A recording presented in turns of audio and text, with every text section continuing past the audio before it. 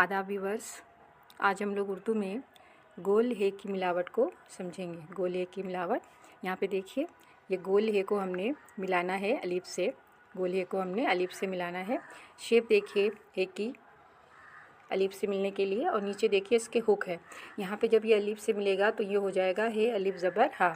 इसी तरह यहाँ पे आप देखेंगे ये है हे और टे, हमें मिलाना है हे के साथ टे को। शेप देखिए आप, ये शेप होगी हे की, नीचे हुक लगा रहेगा, और जब टे से हम इसको मिलाएंगे तो हो जाएगा हे टे ज़ेर हिट। यहाँ पे देखिए हे को हमें रे से मिलाना है, हे को रे से मिलाना है। शेप देखेंगे आप हे की, ये है, हुक नीचे लगा रहेगा, इसको हम रे से मिलाएंगे, ये हो जाएगा हे रे ज़बर हर। इसी तरह हम हे को मीम से मिलाएंगे। यहाँ पे देखिए शेप आप, ये है शेप हे की, हुक नीचे लगा है, और ये हे और मीम ज़बर हम हो जाएगा।